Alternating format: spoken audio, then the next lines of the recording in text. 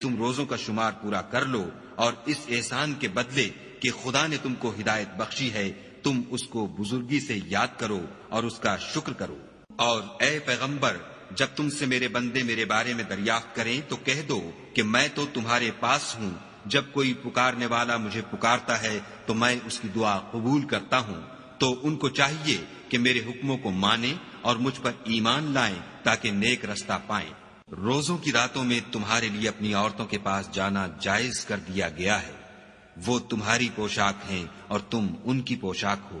خدا کو معلوم ہے کہ تم ان کے پاس جانے سے اپنے حق میں خیانت کرتے تھے، سو اس نے تم پر مہربانی کی اور تمہاری حرکات سے درگزر فرمائی۔ اب تم کو اختیار ہے کہ ان سے مباشرت کرو، اور خدا نے جو چیز تمہارے لیے لکھ رکھی ہے یعنی اولاد، اس کو خدا سے طلب کرو، اور کھاؤ اور پیو یہاں تک کہ صبح کی سفید دھاری رات کی سیاہ دھاری سے الگ نظر آنے لگے، پھر روزہ رکھ کر رات تک پورا کرو۔ اور جب تم مسجدوں میں اعتکاف بیٹھے ہو تو ان سے مباشرت نہ کرو،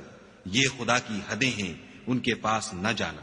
اسی طرح خدا اپنی آیتیں لوگوں کے سمجھانے کے لیے کھول کھول کر بیان فرماتا ہے تاکہ وہ پرہیزگار بنے۔ اور ایک دوسرے کا مال ناحق نہ کھاؤ، اور نہ اس کو رشوتاً حاکموں کے پاس پہنچاؤ، تاکہ لوگوں کے مال کا کچھ حصہ ناجائز طور پر نہ کھا جاؤ، اور اسے تم جانتے بھی ہو۔ اے محمد صلی اللہ علیہ وآلہ وسلم، لوگ تم سے نئے چاند کے بارے میں دریافت کرتے ہیں کہ گھٹتا بڑھتا کیوں ہے، کہہ دو کہ وہ لوگوں کے کاموں کی میعادیں اور حج کے وقت معلوم ہونے کا ذریعہ ہے، اور نیکی اس بات میں نہیں کہ احرام کی حالت میں گھروں میں ان کے پچھواڑے کی طرف سے آؤ، بلکہ نیکوکار وہ ہے جو پرہیزگار ہو اور گھروں میں ان کے دروازوں سے آیا کرو، اور خدا سے ڈرتے رہو تاکہ نجات پاؤ۔ اور جو لوگ تم سے لڑتے ہیں تم بھی خدا کی راہ میں ان سے لڑو، مگر زیادتی نہ کرنا کہ خدا زیادتی کرنے والوں کو دوست نہیں رکھتا۔ اور ان کو جہاں پاؤ قتل کر دو، اور جہاں سے انہوں نے تم کو نکالا ہے یعنی مکے سے، وہاں سے تم بھی ان کو نکال دو۔ اور دین سے گمراہ کرنے کا فساد قتل و خون ریزی سے کہیں بڑھ کر ہے۔ اور جب تک وہ تم سے مسجد محترم یعنی خانہ کعبہ کے پاس نہ لڑیں تم بھی وہاں ان سے نہ لڑنا۔ ہاں، اگر وہ تم سے لڑیں تو تم ان کو قتل کر ڈالو، کافروں کی یہی سزا ہے۔ اور اگر وہ باز آ جائیں تو خدا بخشنے والا اور رحم کرنے والا ہے۔ اور ان سے اس وقت تک لڑتے رہنا کہ فساد نابود ہو جائے اور ملک میں خدا ہی کا دین ہو جائے۔ اور اگر وہ فساد سے باز آ جائیں تو ظالموں کے سوا کسی پر زیادتی نہیں کرنی چاہیے۔ ادب کا مہینہ ادب کے مہینے کے مقابل ہے، اور ادب کی چیزیں ایک دوسرے کا بدلہ ہیں۔ بس اگر کوئی تم پر زیادتی کرے تو جیسی زیادتی وہ تم پر کرے ویسی ہی تم اس پر کرو، اور خدا سے ڈرتے رہو اور جان رکھو کہ خدا ڈرنے والوں کے ساتھ ہے۔ اور خدا کی راہ میں مال خرچ کرو اور اپنے آپ کو ہلاکت میں نہ ڈالو، اور نیکی کرو، بے شک خدا نیکی کرنے والوں کو دوست رکھتا ہے۔ اور خدا کی خوشنودی کے لیے حج اور عمرے کو پورا کرو،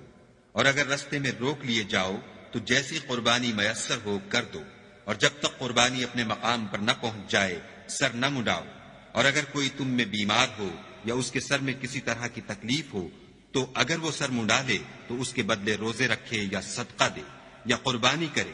پھر جب تکلیف دور ہو کر تم مطمئن ہو جاؤ تو جو تم میں حج کے وقت تک عمرے سے فائدہ اٹھانا چاہے وہ جیسی قربانی میسر ہو کرے، اور جس کو قربانی نہ ملے وہ 3 روزے ایام حج میں رکھے، اور 7 جب واپس ہو، یہ پورے 10 ہوئے۔ یہ حکم اس شخص کے لیے ہے جس کے اہل و عیال مکے میں نہ رہتے ہوں۔ اور خدا سے ڈرتے رہو اور جان رکھو کہ خدا سخت عذاب دینے والا ہے۔ حج کے مہینے معین ہیں جو معلوم ہیں، تو جو شخص ان مہینوں میں حج کی نیت کر لے تو حج کے دنوں میں نہ عورتوں سے اختلاط کرے، نہ کوئی برا کام کرے، اور نہ کسی سے جھگڑے۔ اور جو نیک کام تم کرو گے وہ خدا کو معلوم ہو جائے گا۔ اور زاد راہ یعنی رستے کا خرچ ساتھ لے جاؤ، کیونکہ بہتر فائدہ زاد راہ کا پرہیزگاری ہے۔ اور اے اہل عقل، مجھ سے ڈرتے رہو۔ اس کا تمہیں کچھ گناہ نہیں کہ حج کے دنوں میں بذریعہ تجارت اپنے پروردگار سے روزی طلب کرو، اور جب عرفات سے واپس ہونے لگو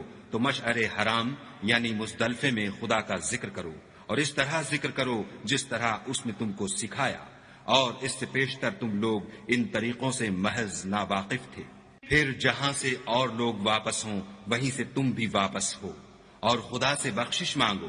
بے شک خدا بخشنے والا اور رحمت کرنے والا ہے۔ پھر جب حج کے تمام ارکان پورے کر چکو تو مینا میں خدا کو یاد کرو جس طرح اپنے باپ دادا کو یاد کیا کرتے تھے، بلکہ اس سے بھی زیادہ۔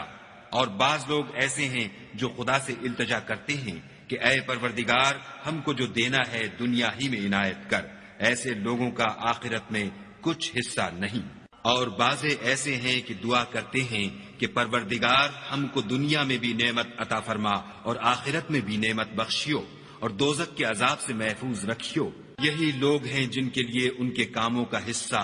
یعنی اجر نیک تیار ہے، اور خدا جلد حساب لینے والا اور جلد اجر دینے والا ہے۔ اور قیام منا کے دنوں میں جو گنتی کے دن ہیں خدا کو یاد کرو۔ اگر کوئی جلدی کرے اور 2 ہی دن میں واپس چل دے تو اس پر بھی کچھ گناہ نہیں، اور جو بات تک ٹھہرا رہے اس پر بھی کچھ گناہ نہیں۔ یہ باتیں اس شخص کے لیے ہیں جو خدا سے ڈرے، اور تم لوگ خدا سے ڈرتے رہو، اور جان رکھو کہ تم سب اس کے پاس جمع کیے جاؤ گے۔ اور کوئی شخص تو ایسا ہے جس کی گفتگو دنیا کی زندگی میں تم کو دلکش معلوم ہوتی ہے، اور وہ اپنے معافی الضمیر پر خدا کو گواہ بناتا ہے، حالانکہ وہ سخت جھگڑالو ہے۔ اور جب پیٹھ پھیر کر چلا جاتا ہے تو زمین میں دوڑتا پھرتا ہے تاکہ اس میں فتنہ انگیزی کرے اور کھیتی کو برباد اور انسانوں اور حیوانوں کی نسل کو نابود کر دے، اور خدا فتنہ انگیزی کو پسند نہیں کرتا۔ اور جب اس سے کہا جاتا ہے کہ خدا سے خوف کر تو غرور اس کو گناہ میں پھنسا دیتا ہے،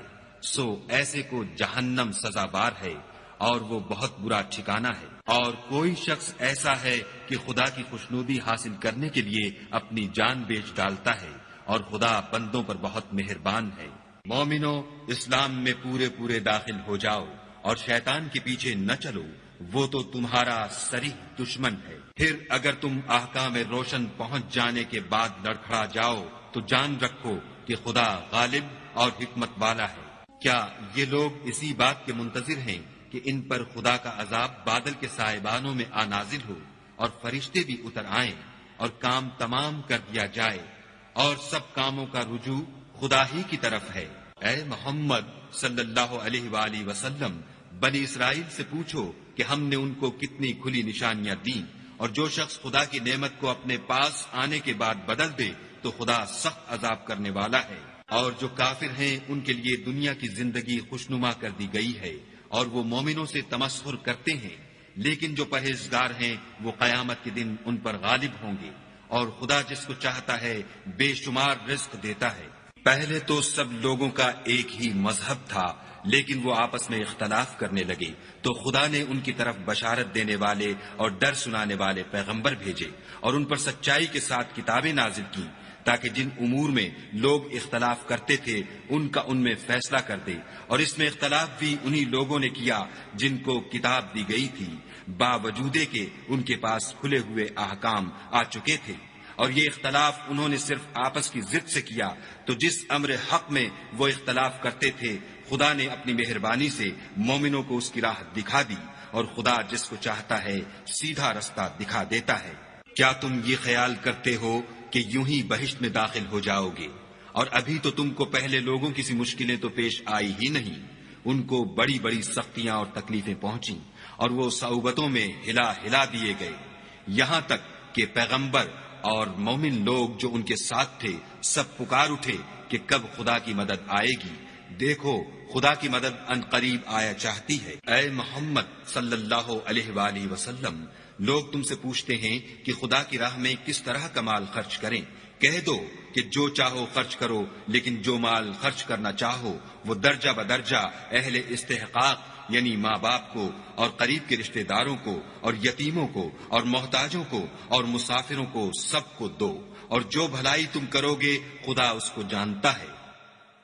مسلمانوں، تم پر خدا کے رستے میں لڑنا فرض کر دیا گیا ہے، وہ تمہیں ناگوار تو ہوگا، مگر عجب نہیں کہ ایک چیز تم کو بری لگے اور وہ تمہارے حق میں بھلی ہو، اور عجب نہیں کہ ایک چیز تم کو بھلی لگے اور وہ تمہارے لیے مضر ہو، اور ان باتوں کو خدا ہی بہتر جانتا ہے اور تم نہیں جانتے۔ اے محمد صلی اللہ علیہ وآلہ وسلم، لوگ تم سے عزت والے مہینوں میں لڑائی کرنے کے بارے میں دریافت کرتے ہیں، کہہ دو کہ ان میں لڑنا بڑا گناہ ہے، اور خدا کی راہ سے روکنا اور اس سے کفر کرنا اور مسجد حرام یعنی خانہ کعبہ میں جانے سے بند کرنا اور اہل مسجد کو اس میں سے نکال دینا، جو یہ کفار کرتے ہیں، خدا کے نزدیک اس سے بھی زیادہ گناہ ہے، اور فتنہ انگیزی خون ریزی سے بھی بڑھ کر ہے، اور یہ لوگ ہمیشہ تم سے لڑتے رہیں گے یہاں تک کہ اگر مقدور رکھیں تو تم کو تمہارے دین سے پھیر دیں، اور جو کوئی تم میں سے اپنے دین سے پھر کر کافر ہو جائے گا اور کافر ہی مرے گا تو ایسے لوگوں کے اعمال دنیا اور آخرت دونوں میں برباد ہو جائیں گے، اور یہی لوگ دوزخ میں جانے والے ہیں جس میں ہمیشہ رہیں گے۔ جو لوگ ایمان لائے اور خدا کے لیے وطن چھوڑ گئے اور کفار سے جنگ کرتے رہے، وہی خدا کی رحمت کے امیدوار ہیں، اور خدا بخشنے والا اور رحمت کرنے والا ہے۔ اے پیغمبر، لوگ تم سے شراب اور جوئے کا حکم دریافت کرتے ہیں، کہہ دو کہ ان میں نقصان بڑے ہیں اور لوگوں کے لیے کچھ فائدے بھی ہیں، مگر ان کے نقصان فائدوں سے کہیں زیادہ ہیں، اور یہ بھی تم سے پوچھتے ہیں کہ خدا کی راہ میں کون سا مال خرچ کریں، کہہ دو کہ جو ضرورت سے زیادہ ہو۔ اس طرح خدا تمہارے لیے اپنے احکام کھول کھول کر بیان فرماتا ہے تاکہ تم سوچو، یعنی دنیا اور آخرت کی باتوں میں غور کرو۔ اور تم سے یتیموں کے بارے میں بھی دریافت کرتے ہیں، کہہ دو کہ ان کی حالت کی اصلاح بہت اچھا کام ہے، اور اگر تم ان سے مل جل کر رہنا یعنی خرچ اکٹھا رکھنا چاہو تو وہ تمہارے بھائی ہیں، اور خدا خوب جانتا ہے کہ خرابی کرنے والا کون ہے اور اصلاح کرنے والا کون، اور اگر خدا چاہتا تو تم کو تکلیف میں ڈال دیتا، بے شک خدا غالب اور حکمت والا ہے۔ اور مومنوں، مشرک عورتوں سے جب تک ایمان نہ لائیں نکاح نہ کرنا، کیونکہ مشرک عورت خواہ تم کو کیسی ہی بھلی لگے اس سے مومن لونڈی بہتر ہے، اور اسی طرح مشرک مرد جب تک ایمان نہ لائیں مومن عورت کو ان کی زوجیت میں نہ دینا، کیونکہ مشرک مرد سے خواہ وہ تم کو کیسا ہی بھلا لگے مومن غلام بہتر ہے۔ یہ مشرک لوگوں کو دوزخ کی طرف بلاتے ہیں، اور خدا اپنی مہربانی سے بہشت اور بخشش کی طرف بلاتا ہے، اور اپنے حکم لوگوں سے کھول کھول کر بیان کرتا ہے تاکہ نصیحت حاصل کریں۔ اور تم سے حیض کے بارے میں دریافت کرتے ہیں، کہہ دو وہ تو نجاست ہے، سو ایام حیض میں عورتوں سے کنارہ کش رہو، اور جب تک پاک نہ ہو جائیں ان سے مقاربت نہ کرو، ہاں جب پاک ہو جائیں تو جس طریق سے خدا نے تمہیں ارشاد فرمایا ہے ان کے پاس جاؤ، کچھ شک نہیں کہ خدا توبہ کرنے والوں اور پاک صاف رہنے والوں کو دوست رکھتا ہے۔ تمہاری عورتیں تمہاری کھیتی ہیں، تو اپنی کھیتی میں جس طرح چاہو جاؤ، اور اپنے لیے نیک عمل آگے بھیجو، اور خدا سے ڈرتے رہو، اور جان رکھو کہ ایک دن تمہیں اس کے روبرو حاضر ہونا ہے۔ اور اے پیغمبر، ایمان والوں کو بشارت سنا دو، اور خدا کے نام کو اس بات کا ہیلہ نہ بنانا کہ اس کی قسمیں کھا کھا کر سلوک کرنے اور پرہیزگاری کرنے اور لوگوں میں صلح و سازگاری کرانے سے رک جاؤ، اور خدا سب کچھ سنتا اور جانتا ہے۔ خدا تمہاری لغو قسموں پر تم سے مواخذہ نہیں کرے گا، لیکن جو قسمیں تم قصد دلی سے کھاؤ گے ان پر مواخذہ کرے گا، اور خدا بخشنے والا بردبار ہے۔ جو لوگ اپنی عورتوں کے پاس جانے کی قسم کھا لیں ان کو 4 مہینے انتظار کرنا چاہیے، اگر اس عرصے میں قسم سے رجوع کر لیں تو خدا بخشنے والا مہربان ہے، اور اگر طلاق کا ارادہ کر لیں تو بھی خدا سنتا اور جانتا ہے۔ اور طلاق والی عورتیں 3 حیض تک اپنے تئیں روکے رہیں، اور اگر وہ خدا اور روز قیامت پر ایمان رکھتی ہیں تو ان کو جائز نہیں کہ خدا نے جو کچھ ان کے شکم میں پیدا کیا ہے اس کو چھپائیں، اور ان کے خامند اگر پھر موافقت چاہیں تو اس مدت میں وہ ان کو اپنی زوجیت میں لے لینے کے زیادہ حقدار ہیں۔ اور عورتوں کا حق مردوں پر ویسا ہی ہے جیسے دستور کے مطابق مردوں کا حق عورتوں پر ہے، البتہ مردوں کو عورتوں پر فضیلت ہے، اور خدا غالب اور صاحب حکمت ہے۔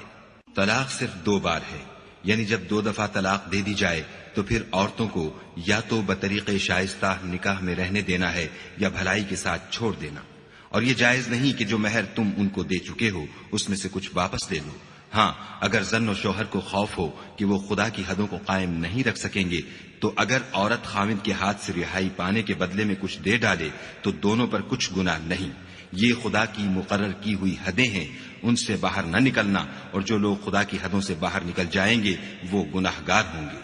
پھر اگر شوہر 2 طلاقوں کے بعد تیسری طلاق عورت کو دے دے تو اس کے بعد جب تک عورت کسی دوسرے شخص سے نکاح نہ کر لے اس سے پہلے شوہر پر حلال نہ ہوگی، ہاں اگر دوسرا خاوند بھی طلاق دے دے اور عورت اور پہلا خاوند پھر ایک دوسرے کی طرف رجوع کر لیں تو ان پر کچھ گناہ نہیں، بشرطے کہ دونوں یقین کریں کہ خدا کی حدوں کو قائم رکھ سکیں گے، اور یہ خدا کی حدیں ہیں، ان کو وہ ان لوگوں کے لیے بیان فرماتا ہے جو دانش رکھتے ہیں۔ اور جب تم عورتوں کو 2 دفعہ طلاق دے چکو اور ان کی عدت پوری ہو جائے تو انہیں یا تو حسن سلوک سے نکاح میں رہنے دو یا بطریق شائستہ رخصت کر دو، اور اس نیت سے ان کو نکاح میں نہ رہنے دینا چاہیے کہ انہیں تکلیف دو اور ان پر زیادتی کرو، اور جو ایسا کرے گا وہ اپنا ہی نقصان کرے گا، اور خدا کے احکام کو ہنسی اور کھیل نہ بناؤ۔ اور خدا نے تم کو جو نعمتیں بخشی ہیں اور تم پر جو کتاب اور دانائی کی باتیں نازل کی ہیں جن سے وہ تمہیں نصیحت فرماتا ہے، ان کو یاد کرو اور خدا سے ڈرتے رہو، اور جان رکھو کہ خدا ہر چیز سے واقف ہے۔ اور جب تم عورتوں کو طلاق دے چکو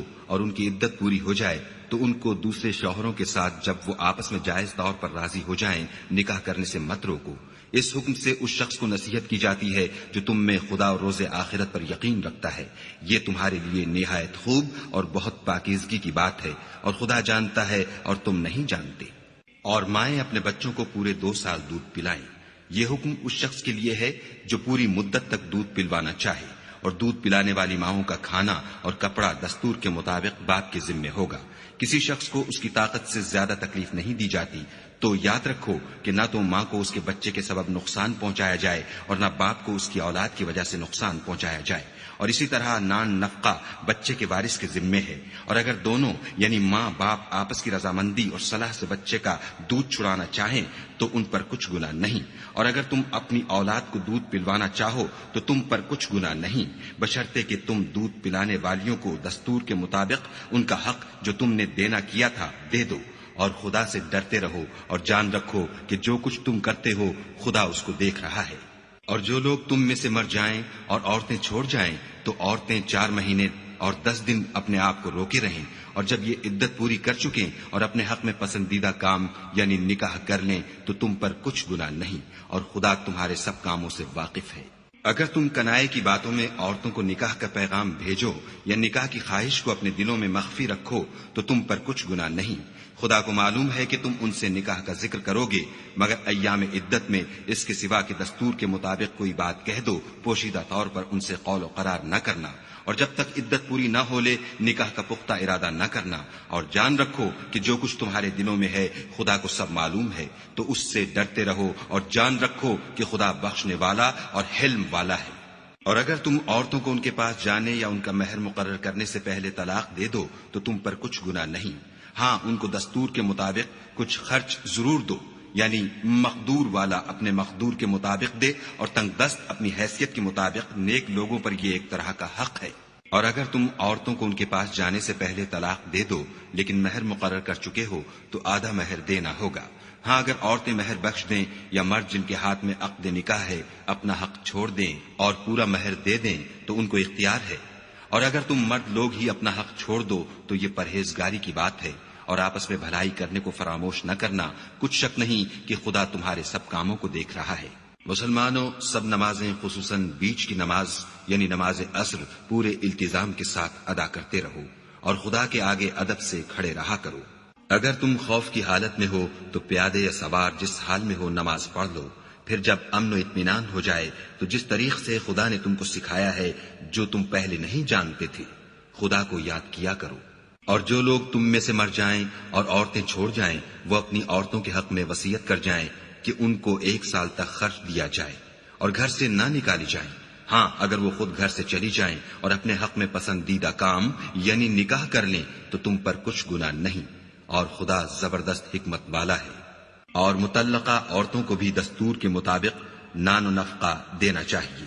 پرہیزگاروں پر یہ بھی حق ہے۔ اسی طرح خدا اپنے احکام تمہارے لیے بیان فرماتا ہے تاکہ تم سمجھو۔ بھلا تم نے ان لوگوں کو نہیں دیکھا جو شمار میں ہزاروں ہی تھے اور موت کے ڈر سے اپنے گھروں سے نکل بھاگے تھے، تو خدا نے ان کو حکم دیا کہ مر جاؤ، پھر ان کو زندہ بھی کر دیا۔ کچھ شک نہیں کہ خدا لوگوں پر مہربانی رکھتا ہے، لیکن اکثر لوگ شکر نہیں کرتے۔ اور مسلمانوں، خدا کی راہ میں جہاد کرو اور جان رکھو کہ خدا سب کچھ سنتا اور سب کچھ جانتا ہے۔ کوئی ہے کہ خدا کو قرض حسنہ دے کہ وہ اس کے بدلے اس کو کئی حصے زیادہ دے گا، اور خدا ہی روزی کو تنگ کرتا اور وہی اسے کشادہ کرتا ہے، اور تم اسی کی طرف لوٹ کر جاؤ گے۔ بھلا تم نے بنی اسرائیل کی ایک جماعت کو نہیں دیکھا جس نے موسیٰ کے بعد اپنے پیغمبر سے کہا کہ آپ ہمارے لیے ایک بادشاہ مقرر کر دیں تاکہ ہم خدا کی راہ میں جہاد کریں۔ پیغمبر نے کہا کہ اگر تم کو جہاد کا حکم دیا جائے تو عجب نہیں کہ لڑنے سے پہلو تہی کرو۔ وہ کہنے لگے کہ ہم راہ خدا میں کیوں نہ لڑیں گے جبکہ ہم وطن سے خارج اور بال بچوں سے جدا کر دیے گئے۔ لیکن جب ان کو جہاد کا حکم دیا گیا تو چند اشخاص کے سوا سب پھر گئے، اور خدا ظالموں سے خوب واقف ہے۔ اور پیغمبر نے ان سے یہ بھی کہا کہ خدا نے تم پر طالوت کو بادشاہ مقرر فرمایا ہے۔ وہ بولے کہ اسے ہم پر بادشاہی کا حق کیوں کر ہو سکتا ہے؟ بادشاہی کے مستحق تو ہم ہیں، اور اس کے پاس تو بہت سی دولت بھی نہیں۔ پیغمبر نے کہا کہ خدا نے اس کو تم پر فضیلت دی ہے اور بادشاہی کے لیے منتخب فرمایا ہے۔ اس نے اسے علم بھی بہت سا بخشا ہے اور تن و توش بھی بڑا عطا کیا ہے، اور خدا کو اختیار ہے جسے چاہے بادشاہی بخشے۔ وہ بڑا کشائش والا اور دانا ہے۔ اور پیغمبر نے ان سے کہا کہ ان کی بادشاہی کی نشانی یہ ہے کہ تمہارے پاس ایک صندوق آئے گا جس کو فرشتے اٹھائے ہوئے ہوں گے، اس میں تمہارے پروردگار کی طرف سے تسلی بخشنے والی چیز ہوگی، اور کچھ اور چیزیں بھی ہوں گی جو موسیٰ اور ہارون چھوڑ گئے تھے۔ اگر تم ایمان رکھتے ہو تو یہ تمہارے لیے ایک بڑی نشانی ہے۔ غرض جب طالوت فوجیں لے کر روانہ ہوا تو اس نے ان سے کہا کہ خدا ایک نہر سے تمہاری آزمائش کرنے والا ہے۔ جو شخص اس میں سے پانی پی لے گا اس کی نسبت تصور کیا جائے گا کہ وہ میرا نہیں، اور جو نہ پیے گا وہ سمجھا جائے گا کہ میرا ہے۔ ہاں اگر کوئی ہاتھ سے چلو بھر پانی لے لے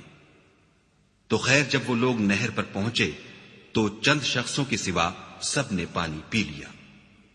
پھر جب طالوت اور مومن لوگ جو اس کے ساتھ تھے نہر کے پار ہو گئے تو کہنے لگے کہ آج ہم میں جالوت اور اس کے لشکر سے مقابلہ کرنے کی طاقت نہیں۔ جو لوگ یقین رکھتے تھے کہ ان کو خدا کے روبرو حاضر ہونا ہے وہ کہنے لگے کہ بسا اوقات تھوڑی سی جماعت نے خدا کے حکم سے بڑی جماعت پر فتح حاصل کی ہے، اور خدا استقلال رکھنے والوں کے ساتھ ہے۔ اور جب وہ لوگ جالوت اور اس کے لشکر کے مقابل میں آئے تو خدا سے دعا کی کہ اے پروردگار ہم پر صبر کے دہانے کھول دے اور ہمیں لڑائی میں ثابت قدم رکھ اور لشکر کفار پر فتح یاب کر۔ تو طالوت کی فوج نے خدا کے حکم سے ان کو ہزیمت دی، اور داؤد نے جالوت کو قتل کر ڈالا، اور خدا نے ان کو بادشاہی اور دانائی بخشی، اور جو کچھ چاہا سکھایا۔ اور اگر خدا لوگوں کو ایک دوسرے پر چڑھائی اور حملہ کرنے سے نہ ہٹاتا رہتا تو ملک تباہ ہو جاتا، لیکن خدا اہل عالم پر بڑا مہربان ہے۔ یہ خدا کی آیتیں ہیں جو ہم تم کو سچائی کے ساتھ پڑھ کر سناتے ہیں۔ اور اے محمد صلی اللہ علیہ وآلہ وسلم، تم بلا شبہ پیغمبروں میں سے ہو۔ یہ پیغمبر جو ہم وقتاً فوقتاً بھیجتے رہے ہیں ان میں سے ہم نے بعض کو بعض پر فضیلت دی ہے۔ بعض ایسے ہیں جن سے خدا نے گفتگو کی اور بعض کے دوسرے امور میں مرتبے بلند کیے، اور عیسیٰ ابن مریم کو ہم نے کھلی ہوئی نشانیاں عطا کی اور روح القدس سے ان کو مدد دی، اور اگر خدا چاہتا تو ان سے پچھلے لوگ اپنے پاس کھلی نشانیاں آنے کے بعد آپس میں نہ لڑتے، لیکن انہوں نے اختلاف کیا تو ان میں سے بعض تو ایمان لے آئے اور بعض کافر ہی رہے، اور اگر خدا چاہتا تو یہ لوگ باہم جنگ و قتال نہ کرتے، لیکن خدا جو چاہتا ہے کرتا ہے۔ اے ایمان والو، جو مال ہم نے تم کو دیا ہے اس میں سے اس دن کے آنے سے پہلے پہلے خرچ کر لو جس میں نہ اعمال کا سودا ہو اور نہ دوستی اور سفارش ہو سکے، اور کفر کرنے والے لوگ ظالم ہیں۔ خدا وہ معبود برحق ہے کہ اس کے سوا کوئی عبادت کے لائق نہیں، زندہ ہمیشہ رہنے والا، اسے نہ اونگ آتی ہے نہ نیند، جو کچھ آسمانوں میں اور جو کچھ زمین میں ہے سب اسی کا ہے۔ کون ہے کہ اس کی اجازت کے بغیر اس سے کسی کی سفارش کر سکے؟ جو کچھ لوگوں کے روبرو ہو رہا ہے اور جو کچھ ان کے پیچھے ہو چکا ہے اسے سب معلوم ہے، اور وہ اس کی معلومات میں سے کسی چیز پر دسترس حاصل نہیں کر سکتے، ہاں جس قدر وہ چاہتا ہے اسی قدر معلوم کرا دیتا ہے. اس کی بادشاہی اور علم آسمان اور زمین سب پر حاوی ہے، اور اسے ان کی حفاظت کچھ بھی دشوار نہیں. وہ بڑا عالی رتبہ اور جلیل القدر ہے. دین اسلام میں زبردستی نہیں ہے. ہدایت صاف طور پر ظاہر اور گمراہی سے الگ ہو چکی ہے. تو جو شخص بتوں سے اعتقاد نہ رکھے اور خدا پر ایمان لائے، اس نے ایسی مضبوط رسی ہاتھ میں پکڑ لی ہے جو کبھی ٹوٹنے والی نہیں، اور خدا سب کچھ سنتا اور سب کچھ جانتا ہے. جو لوگ ایمان لائے ہیں ان کا دوست خدا ہے کہ اندھیرے سے نکال کر روشنی میں لے جاتا ہے، اور جو کافر ہیں ان کے دوست شیطان ہیں کہ ان کو روشنی سے نکال کر اندھیرے میں لے جاتے ہیں. یہی لوگ اہل دوزخ ہیں کہ اس میں ہمیشہ رہیں گے. بھلا تم نے اس شخص کو نہیں دیکھا جو اس غرور کے سبب سے کہ خدا نے اس کو سلطنت بخشی تھی ابراہیم سے پروردگار کے بارے میں جھگڑنے لگا؟ جب ابراہیم نے کہا میرا پروردگار تو وہ ہے جو جلاتا ہے اور مارتا ہے، وہ بولا کہ جلا اور مار تو میں بھی سکتا ہوں. ابراہیم نے کہا کہ خدا تو سورج کو مشرق سے نکالتا ہے، آپ اسے مغرب سے نکال دیجئے. یہ سن کر کافر حیران رہ گیا، اور خدا بے انصافوں کو ہدایت نہیں دیا کرتا. یا اسی طرح اس شخص کو نہیں دیکھا جسے ایک گاؤں میں جو اپنی چھتوں پر گرا پڑا تھا اتفاق گزر ہوا تو اس نے کہا کہ خدا اس کے باشندوں کو مرنے کے بعد کیوں کر زندہ کرے گا؟ تو خدا نے اس کی روح قبض کر لی اور 100 برس تک اس کو مردہ رکھا. پھر اس کو جلا اٹھایا اور پوچھا تم کتنا عرصہ مرے رہے ہو؟ اس نے جواب دیا کہ 1 دن یا اس سے بھی کم. خدا نے فرمایا نہیں بلکہ 100 برس مرے رہے ہو. اور اپنے کھانے پینے کی چیزوں کو دیکھو کہ اتنی مدت میں مطلق سڑی بسی نہیں، اور اپنے گدھے کو بھی دیکھو جو مرا پڑا ہے. غرض ان باتوں سے یہ ہے کہ ہم تم کو لوگوں کے لیے اپنی قدرت کی نشانی بنائیں. اور ہاں گدھے کی ہڈیوں کو دیکھو کہ ہم ان کو کیوں کر جوڑے دیتے اور ان پر کس طرح گوشت پوشت چڑھائے دیتے ہیں. جب یہ واقعات اس کے مشاہدے میں آئے تو بول اٹھا کہ میں یقین کرتا ہوں کہ خدا ہر چیز پر قادر ہے. اور جب ابراہیم نے خدا سے کہا کہ اے پروردگار مجھے دکھا کہ تم مردوں کو کیوں کر زندہ کرے گا، خدا نے فرمایا کیا تم نے اس بات کو باور نہیں کیا؟ انہوں نے کہا کیوں نہیں، لیکن میں دیکھنا اس لیے چاہتا ہوں کہ میرا دل اطمینان کامل حاصل کر لے.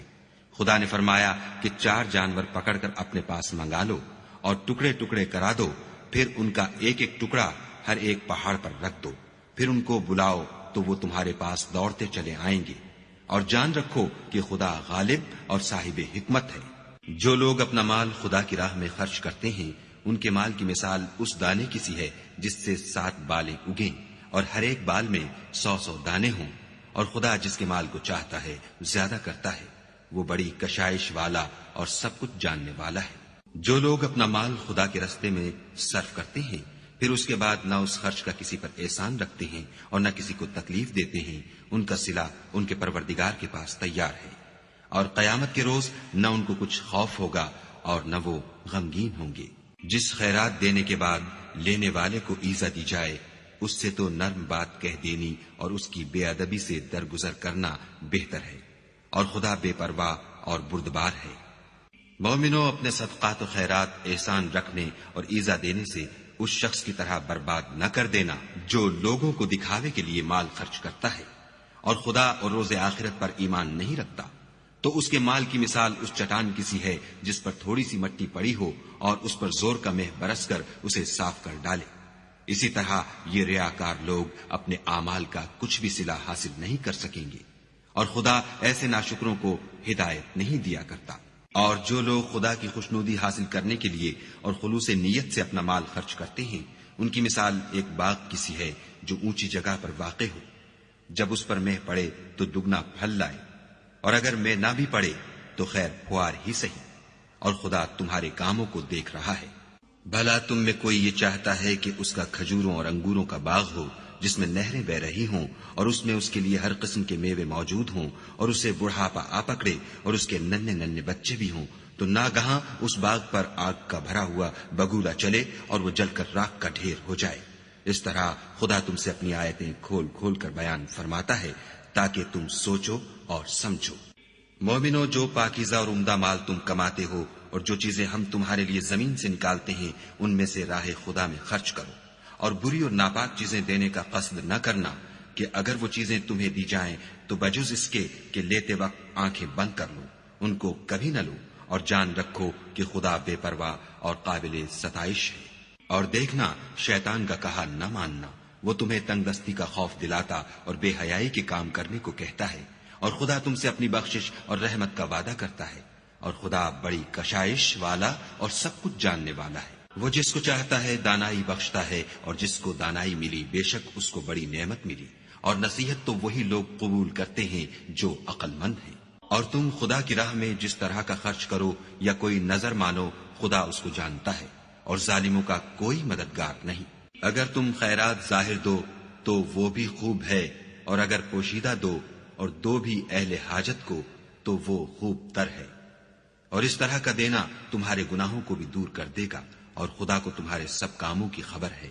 اے محمد صلی اللہ علیہ وآلہ وسلم، تم ان لوگوں کی ہدایت کے ذمہ دار نہیں ہو، بلکہ خدا ہی جس کو چاہتا ہے ہدایت بخشتا ہے۔ اور مومنو، تم جو مال خرچ کرو گے تو اس کا فائدہ تم ہی کو ہے، اور تم جو خرچ کرو گے خدا کی خوشنودی کے لیے کرو گے، اور جو مال تم خرچ کرو گے وہ تمہیں پورا پورا دے دیا جائے گا، اور تمہارا کچھ نقصان نہیں کیا جائے گا۔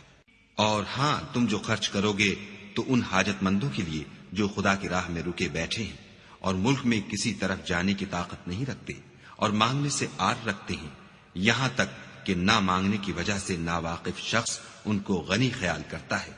اور تم قیافے سے ان کو صاف پہچان لو کہ حاجت مند ہیں، اور شرم کے سبب لوگوں سے منہ پھوڑ کر اور لپٹ کر نہیں مانگ سکتے۔ اور تم جو مال خرچ کرو گے کچھ شک نہیں کہ خدا اس کو جانتا ہے۔ جو لوگ اپنا مال رات اور دن اور پوشیدہ اور ظاہر راہ خدا میں خرچ کرتے رہتے ہیں، ان کا صلہ پروردگار کے پاس ہے، اور ان کو قیامت کے دن نہ کسی طرح کا خوف ہوگا اور نہ غم۔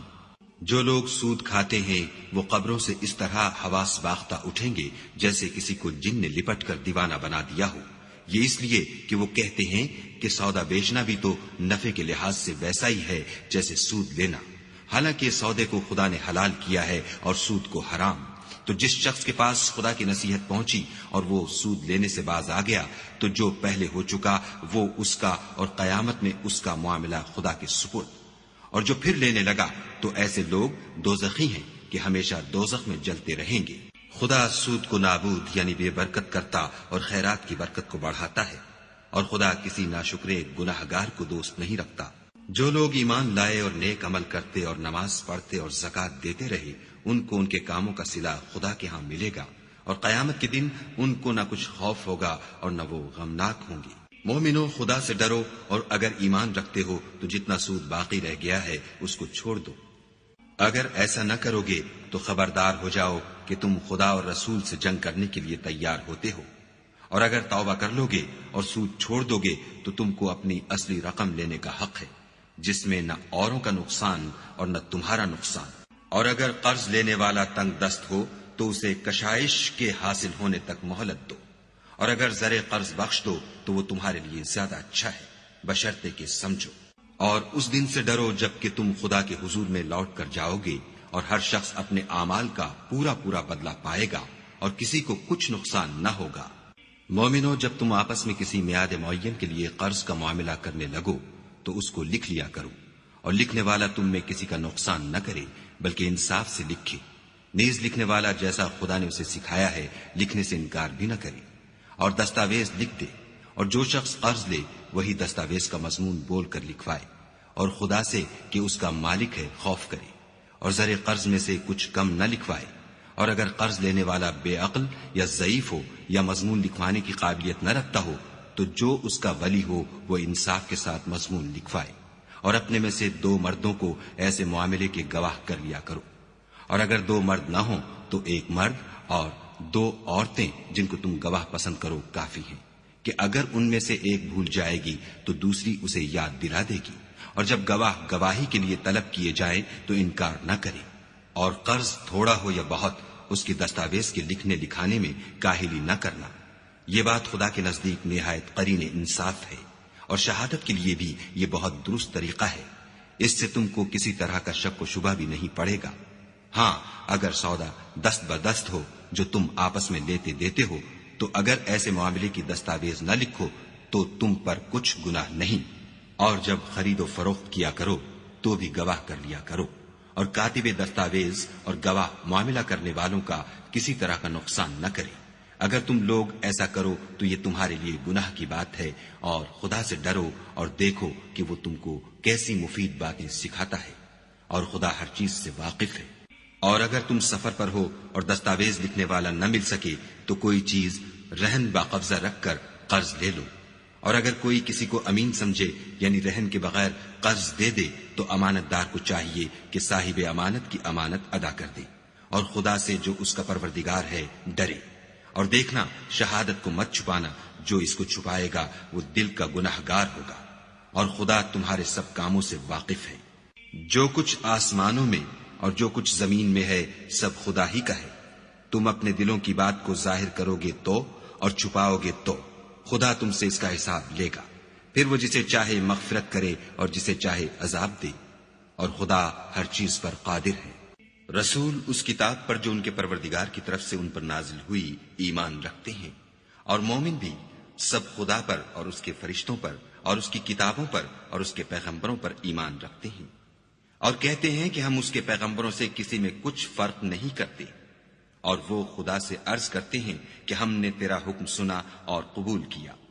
اے پروردگار، ہم تیری بخشش مانگتے ہیں اور تیری ہی طرف لوٹ کر جانا ہے۔ خدا کسی شخص کو اس کی طاقت سے زیادہ تکلیف نہیں دیتا، اچھے کام کرے گا تو اس کو ان کا فائدہ ملے گا، برے کرے گا تو اسے ان کا نقصان پہنچے گا۔ اے پروردگار، اگر ہم سے بھول یا چوک ہو گئی ہو تو ہم سے مواخذہ نہ کیجو۔ اے پروردگار، ہم پر ایسا بوجھ نہ ڈالیو جیسا تو نے ہم سے پہلے لوگوں پر ڈالا تھا۔ اے پروردگار، جتنا بوجھ اٹھانے کی ہم میں طاقت نہیں اتنا ہمارے سر پر نہ رکھیو، اور اے پروردگار ہمارے گناہوں سے درگزر کر اور ہمیں بخش دے،